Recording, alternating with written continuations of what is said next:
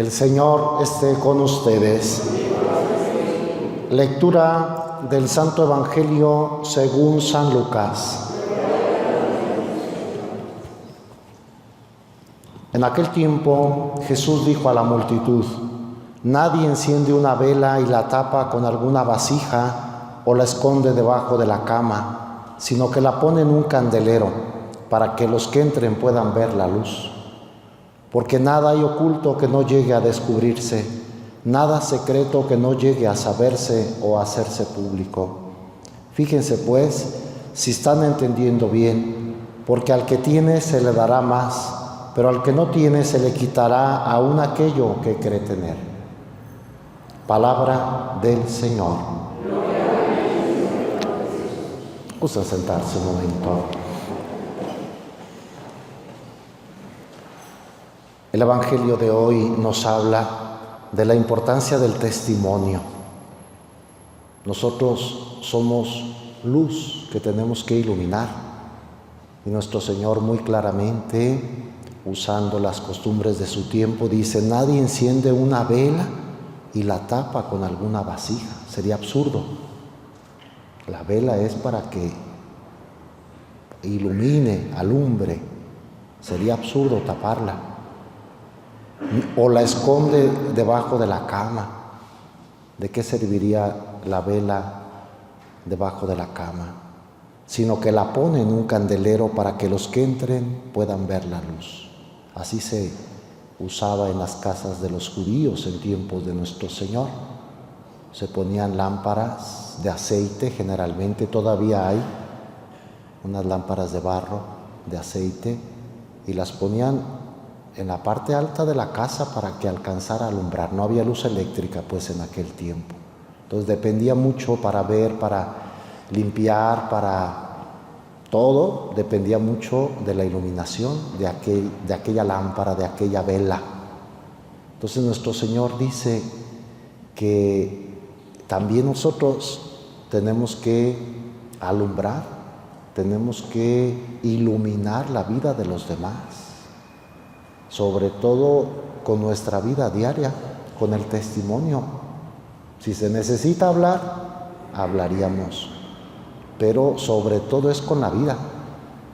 Que los demás vean cómo actúa un cristiano, que los demás observen cómo habla un cristiano, cómo perdona, cómo trabaja, cómo se esfuerza, cómo es honesto, cómo se entrega a la oración. No necesitaríamos sino el testimonio de los cristianos para convertir a los demás. Las palabras se agregan, pero lo más importante es enseñar a otros a seguir al Señor con nuestra propia vida. Uno de los santos que ayudó mucho a entender la vocación a la santidad, dando testimonio, fue San José María Escrivá de Balaguer.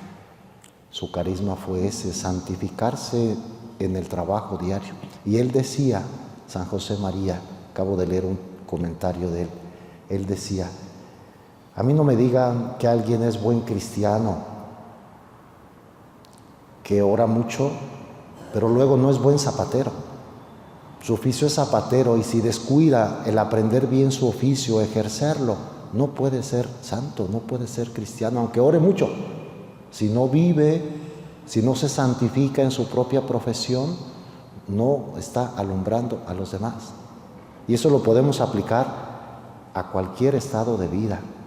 Una madre de familia, si no atiende bien a sus hijos, si no les hace de comer, no sé, si no les recoge, si no los ayuda en su vida, en sus problemas, ¿de qué le sirve sentirse buena cristiana? Un padre de familia que no sea responsable, que no trabaje honestamente para llevar el pan a su casa, ¿de qué le sirve sentirse cerca de Dios? Es el testimonio, es la luz. Un abogado que no sea justo, sino que cometa muchas injusticias, no trabaje honestamente para llevar a cabo su misión, no puede ser luz. Un sacerdote que no viva su ministerio, que no se entregue a lo que el obispo le encarga, que no predique, no sé, que no santifique a los demás a través del orden sacerdotal, pues no puede ser luz. Ser luz es vivir lo que cada uno tiene que vivir a plenitud. Uno que barre las calles, si lo hace a conciencia y honesta, uno que recoge la basura, si de veras es honesto, si lo hace, se está santificando. Vamos, no depende de la dignidad del oficio, todos los oficios son dignos, vamos, depende cómo lo hacemos, con amor, con perfección, acabarlo, entregarnos, ser puntuales, ser responsables de lo que hacemos. Cada uno tiene su propio trabajo y ahí es donde se va a santificar. Eso es ser luz para alumbrar a los demás. Dice también nuestro Señor: nada hay oculto que no llegue a descubrirse, nada secreto que no llegue a saberse o a hacerse público. Es decir, a los ojos de Dios todo es claro. Él ve nuestra vida. Él no se deja llevar por nuestras palabras que a veces no son tan sinceras.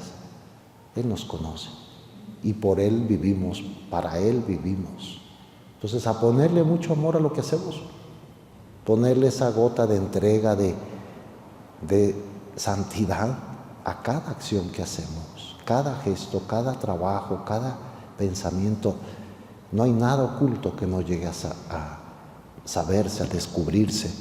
Y viene otra frase, es muy corto el Evangelio de hoy, pero muy denso. Dice: fíjense pues, si están entendiendo bien, porque al que tiene se le dará más. Si ustedes ponen en práctica mis palabras, son luz, van a recibir mucho más, se le dará más. Pero al que no tiene, se le quitará aún aquello que cree tener. Si ustedes no ponen en práctica mis palabras, no se esfuerzan, van a ir perdiendo. En la vida espiritual no es que uno conserve lo que ya tiene, lo puede perder. En la vida espiritual, el que no avanza, retrocede. Y lo vemos en nuestra propia experiencia. ¿Cuántas veces nos relajamos, nos alejamos de Dios y vamos perdiendo muchos valores? Uno mismo siente, ya no tengo esa gracia, esa sensibilidad, ese amor por los demás, esa devoción, no sé, ese fervor, ese amor a Dios y a los otros. Al que da, Dios le da mucho más. Al que tiene poco, aún eso poco se le quitará, como paradoja de nuestro Señor. Misterios, pues, del reino de Dios. Pues le pedimos hoy a Nuestra Señora de la Merced, hoy 24 de septiembre celebramos su memoria, que interceda por nosotros. Un poco de historia de Nuestra Señora de la Merced. En el siglo XIII, en España, se apareció la Virgen a un santo, fue canonizado después, San Pedro Nolasco, en 1218, y le pidió que redimiera a los cautivos, porque muchos cristianos eran llevados secuestrados, cautivos por los musulmanes y pedían rescate en dinero. Así nació la Orden de la Merced. La Virgen le pidió que rescatara a los cautivos de los países musulmanes. San Pedro Nolasco, ayudado por un rey de Aragón, el rey Jaime de Aragón, y aconsejado por otro santo, San Raimundo de Peñafort, fundó esa orden, empezó a juntar dinero y con ese dinero iba y rescataba cautivos. Una obra de misericordia, de merced. Merced significa misericordia.